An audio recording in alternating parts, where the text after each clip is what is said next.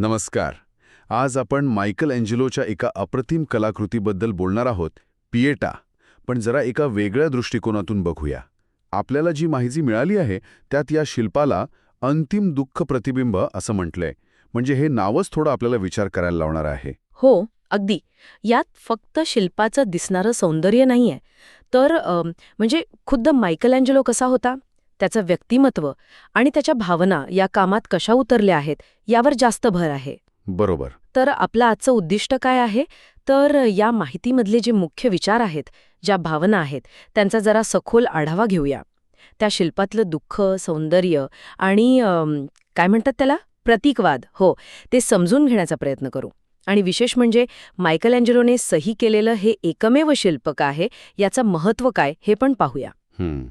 सुरुवात मग मायकल एंजेलोपासूनच करूया का? असं म्हणतात की तो थोडासा आत्ममग्न होता, नार्सिसिस्ट म्हणतात तसं. पण त्याचं खरं प्रेम होतं ते संगमरवरावर, कॅराराचा संगमरवर. हो, जणू काही तो त्या दगडांमध्ये अडकलेल्या जीवांना, आत्म्यांना मुक्त करत होता. पण स्वभावाने मात्र म्हणतात की खूप चिडचिडा आणि एकाकी होता. हो. आणि हे महत्वाचं आहे, कारण त्याच्या इतर कामांमध्ये, म्हणजे जसं ते मरणासन्न गुलाम किंवा डाईंग स्लेव्ह सिरीज आहे, त्यात एक वेगळी तगमग, एक अस्वस्थता दिसते.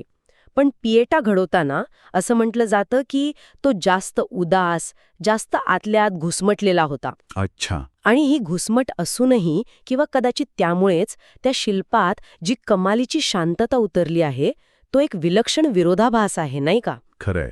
आणि ती शांतता ती आपल्याला पिएटामध्ये थेट दिसतेच. म्हणजे येशूच्या क्रुसिफिकेशन नंतरचं ते दृश्य आहे. त्याचं पूर्ण वाढ झालेलं निष्प्राण शरीर आई मेरीच्या मांडीवर अगदी शांतपणे विसावलेलं. पण मला सगळ्यात जास्त आश्चर्य वाटलं ते म्हणजे मेरीला येशूपेक्षा तब्बल 33 वर्षांनी लहान, म्हणजे तरुण दाखवलं आहे. हे कसं काय? हो, बरोबर. हा मुद्दा खूप महत्वाचा आहे.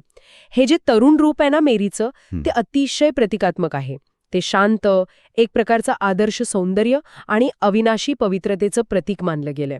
अविनाशी पवित्रता. हो, म्हणजे इथे एकाच वेळी शुद्धता आहे, शांतता आहे आणि त्याच वेळी एक खोल शोकांतिका पण आहे. काय विलक्षण संगम आहे पहा. तिला कुमारी आई असं म्हटलं आहेच, पण त्याच वेळी आपल्या पुत्राची पुत्री असंही एक वर्णन येतं. किती गहन आणि भावनात्मक आहे हे नातं. बापरे, आपल्या पुत्राची पुत्री म्हणजे आई आणि मुलगी एकाच वेळी. हे खरंच खूपच वेगळं आहे. हो ना, हे तिच्यातल्या त्या दैवी अंशाकडे, तिच्या त्या पवित्रतेकडे निर्देश करतं असं म्हणता येईल. पण त्याचवेळी हे जरी दैवी रूप असलं तरी पुत्राच्या मृत्यूचं जे मानवी दुःख आहे तेही त्यात तितकंच खोलवर जाणवतं. आणि म्हणूनच आजही व्हॅटिकनमधल्या सेंट पीटर्स बॅसिलिकामध्ये हे शिल्प पाहताना लोक एकदम स्तब्ध होतात, भावुक होतात, कारण ते दोन्ही पातळ्यांवर स्पर्श करतं. मेरीला जगातील सर्वात वेदनासन्न आई असं वर्णन केलंय. जणू काही 7 खंजीर तिच्या हृदयात घुसले आहेत तशी तिची अवस्था. बरोबर.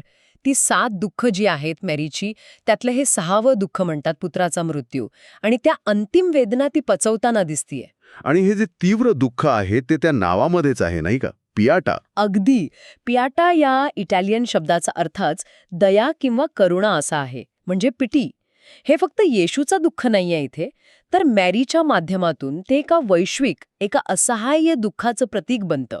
जणू काही ती संपूर्ण जगाचं दुःख स्वतःमध्ये सामावून घेते आहे. आणि कदाचित याच खोलीमुळे, याच गहनतेमुळे मायकल एंजेलोने इतकी शिल्प घडवली, पण सही फक्त यावरच केली असेल. नक्कीच, मलाही तेच वाटतं. म्हणजे त्याच्यासाठी ह्या शिल्पाचं मोल निश्चितच खूप वेगळं असणार. हे फक्त एक तांत्रिक कौशल्य नव्हतं, त्यात भावनांचा कल्लोळ होता आणि पावित्र्याचा एक विलक्षण संगम होता. दरी असलेलं शिल्प नाहीये, तर ते दुःख, पावित्र्य आणि मानवी भावनांचा एक अत्यंत गहन कलात्मक आविष्कार आहे. बरोबर. आणि मायकल एंजेलोचं एकमेव सही असलेले शिल्प म्हणून त्याचं महत्त्व तर अनमोल आहेच. नक्कीच. हे शिल्प आपल्याला त्या कलाकाराच्या मानसिकतेची एक झलक देतं आणि त्याचबरोबर कलेतून व्यक्त होणाऱ्या ज्या वैश्विक भावना असतात त्याची आठवण करून देतं. ती तरुण मेरी आणि तिच्या मांडीवरचा तो मृतपुत्र, सौंदर्य आणि शोकांतिका यांचा हा मेळ खरंच आपल्याला विचार करायला लावतो. अगदी. आणि याच विचाराला धरून आपल्याला मिळालेल्या माहितीतल्या शेवटच्या ओळी आठवतात का? आई आणि मुलाच्या त्या अतूट नात्याबद्दलच्या त्या ओळी. मेरी ख्वाहिश है कि मैं फिर से फरिश्ता हो जाऊं, माँ से इस तरह लिपट जाऊं कि बच्चा हो जाऊं. हो, सुंदर आहेत त्या ओळी. तर पिएटामध्ये मेरीच्या मांडीवर शांतपणे विसावलेल्या येशूला पाहताना ती जी एक आधीम इच्छा असते आईच्या कुशीत परत लहान होऊन जाण्याची, त्या तीव्र इच्छेचं हे शिल्प एक कालातीत प्रतीक कसं ठरतं यावर आपण नक्कीच विचार करू शकतो.